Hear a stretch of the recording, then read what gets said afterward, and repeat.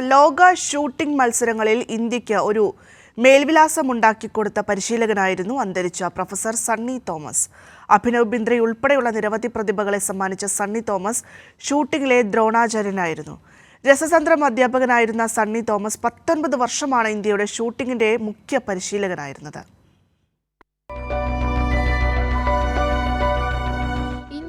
Olympic ചരിത്രത്തിലെ ആദ്യത്തെ വെള്ളി മെഡലുമായി രാജ്യവർദ്ധൻ സിംഗ് റാത്തോഡ് ചരിത്രം കുറിച്ച നിമിഷത്തിലേക്ക് വഴി തുറന്ന ദ്രോണാചാര്യനായിരുന്നു പ്രൊഫസർ സണ്ണി തോമസ്.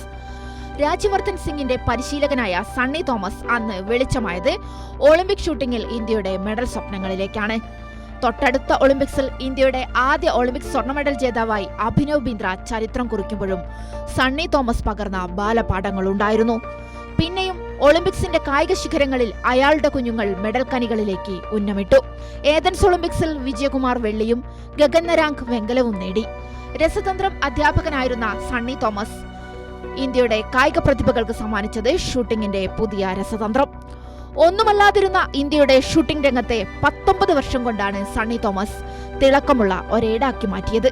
ഏഷ്യൻ ഗെയിംസുകളിൽ 29 മെഡലുകൾ, കോമൺവെൽത്ത് ഗെയിംസിൽ 95 മെഡലുകൾ. ഇന്ത്യയുടെ ഷൂട്ടിംഗ് മത്സരങ്ങളിൽ സണ്ണി തോമസ് എന്ന ഉഴവൂർക്കാരൻ സമ്മാനിച്ചത് സമാനതകളില്ലാത്ത വിജയചരിത്രം.